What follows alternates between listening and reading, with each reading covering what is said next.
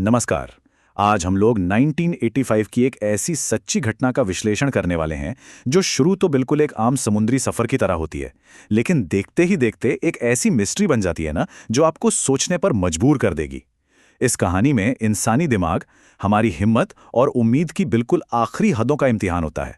तो चलिए SS meridian बे और उसके दो कैप्टन्स की इस रोंगटे खड़े कर देने वाली कहानी में चलते हैं, जिसने पूरी दुनिया को हैरान कर दिया था।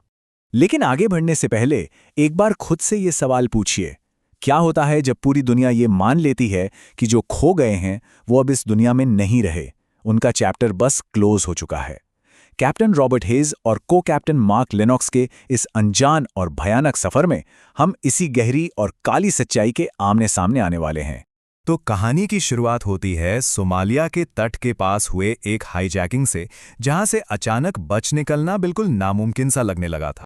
उस रात की स्थिति सच में बड़ी अजीब थी। एक तरफ समुंदर बिल्कुल शांत था, एकदम चुप, पर सच कहूं तो ये शांति एक बहुत बड़ा धोखा थी, क्योंकि दूसरी तरफ था सोमालिया का वो खतरनाक तट, जो उस समय दुनिया के सबसे असुरक्षित जोन्स में से एक माना जाता था।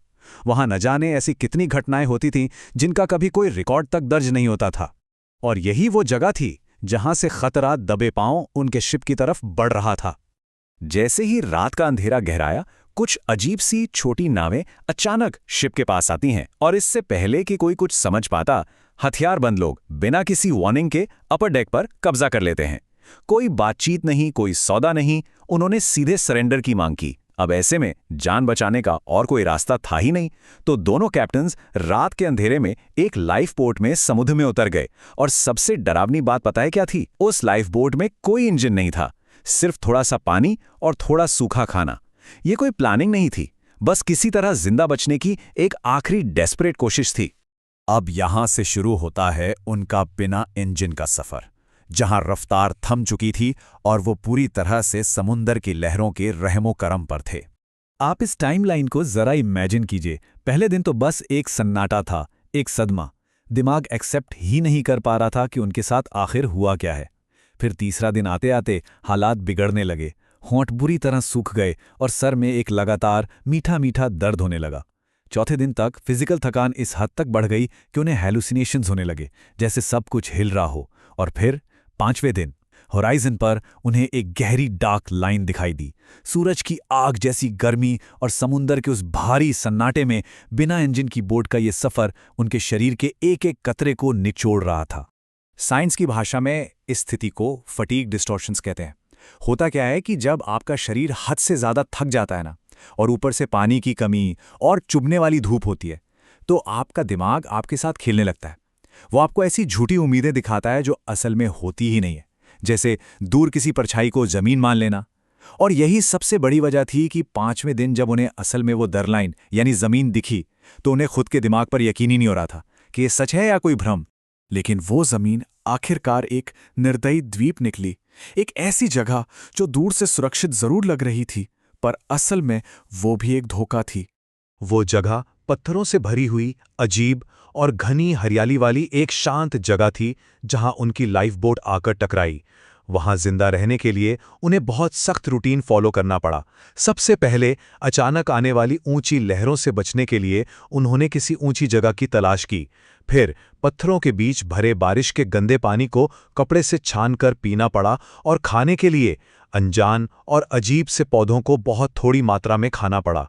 अब आप खुद सोचिए, अनजान पत्ते खाना और गंदा पानी पीना, ये किसी थके हारे शरीर को पूरी तरह तोड़ने के लिए काफी है, पर उनके पास और कोई रास्ता भी तो नहीं था। द्वीप पर बारिश होती तो उन्हें पीने का पानी तो मिल जाता था, लेकिन प्रॉब्लम कुछ और थी। बारिश के बाद आने वाली ठंड एक भूखे शरीर की बची कुची कैलोरीज को बहुत तेजी से जला देती है। लगातार बारिश और तेजी से गिरते टेम्परेचर ने उन्हें अंदर तक जमा दिया था। उनकी सांसें मानो पूरी तरह से बंद पड़ने की कगार पर थीं। ये लिटरली लाइफ एंड डेथ की सिचुएशन बन चुकी थी। और यहीं से हमारा विश्लेषण अपने सबसे अहम हिस्से पर आता है, सर्वाइवल का मनोविज्ञान, यानी अपने ही दिमाग के भीतर चलने वाली लड़ाई। सोर्स मटेरियल में दी गई ये एक लाइन स्थिति को पूरी तरह क्लियर कर देती है। उसमें बताया गया है, द्वीप पर वक्त अब किसी घड़ी से नहीं चलता था, बल्कि सूरज उगाने, ढलने और फिर अंधेरा होने के एक अकेले चक्र में कैद हो गया था। जरा कल्पना कीजिए, जब समय का कोई हिसाब ही ना बचे तब क्या होता है। तब दिमाग एक ऐसे गहरे अकेलेपन में चला जाता है जहां पुरानी जिंदगी और सच्चाई के बीच का फर्क बिल्कुल धुंधला पड़ जाता है। एक तरफ उनका शरीर है जो पूरी तरह से हार मान रहा है, जो सिर्फ आराम चाहता है और अपनी सारी एनर्जी खो चुका है। लेकिन दूसरी ही तरफ उनका दिमाग एकदम हाइपर अलर्ट स्टेट में है।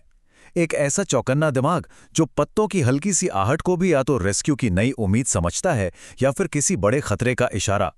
ये असहनीय थकान और झूठी उम्मीदों के बीच दिमाग का बहुत बड़ा और थका देने वाला संघर्ष था। इसी लंबे संघर्ष के बीच आखिरकार रेस्क्यू की वो कश्मकश भरी कड़ी शुरू होती है। एक दिन होराइजन पर एक पक्की गहरी लाइन आकर लेने लगती है। इस बार ये कोई भ्रम नहीं था। कैप्टन्स ने अपनी बची खुची आखिरी एनर्जी बटोरी और इंसानी मौजूदगी दिखाने के लिए एक बेहद छोटा सा पर कैलकुलेटेड रिस्क लिया। उन्होंने कोई आग नहीं जलाई, कोई बड़ा शोर नहीं मचाया, बस एक छोटा सा इशारा किया और वो इशारा काम कर गया। दूर जाता हुआ एक जहाज अचानक अपनी दिशा बदलता है और कुछ ही देर बाद एक हेलीकॉप्टर रेस्क्यू रोप के साथ वहां पहुंच जाता है। उनकी वो आखिरी कोशिश उनके लिए जिंदगी और मौत के बीच का सबसे अहम फैसला बन गई। लेकिन ठहरिए, कहानी यहां खत्म नहीं होती। अब हम इस विश्लेषण के उस क्लाइमेक्स पर आते हैं जिसने पूरी कहानी को पलट कर रख दिया। 15 महीने का राज और वो हैरान कर देने वाली पूछताछ। द्वीप से निकलने के बाद जब अमेरिकन नेवी ने पूछताछ शुरू की तो इन आंकड़ों ने सब क्लियर कर दिया। नेवी के एयरक्राफ्ट्स ने लगातार 2 महीने तक आसमान से ढूंढा, नतीजा कुछ नहीं। सर्च शिप्स ने समुद्र के छप्पे छप्पे पर 2 महीने बिताए, नतीजा फिर से कुछ नहीं। सैटेलाइट डाटा को खंगाला गया पर उनका कोई नामो निशान नहीं मिला।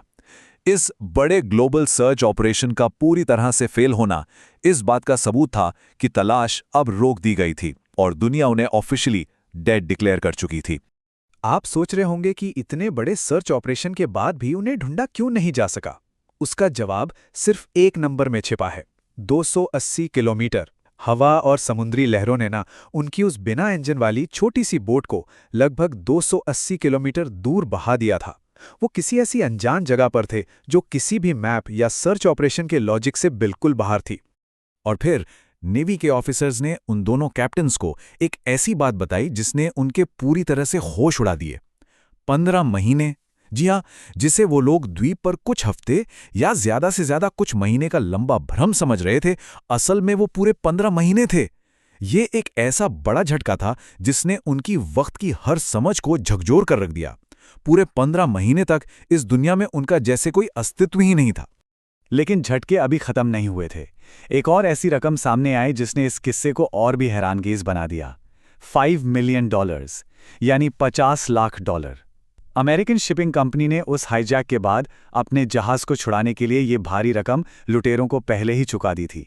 उन्होंने ऑलरेडी मान लिया था कि दोनों कैप्टन्स की मौत हो चुकी है और उनके बिना दुनिया आगे बढ़ चुकी थी।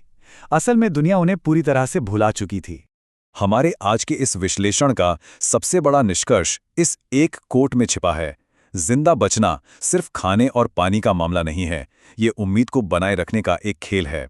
जिंदा रहने की सबसे कठिन लड़ाई ना तो किसी तूफानी समुद्र से लड़ी जाती है और ना ही किसी खौफनाक द्वीप पर।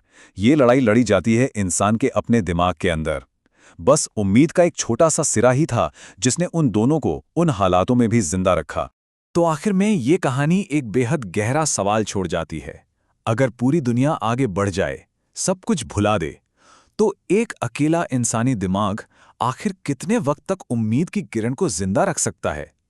जिंदगी, दिमाग की इस आखिरी हद और इंसानी हिम्मत की इस अद्भुत कहानी को शायद ही कभी भुलाया जा सकेगा।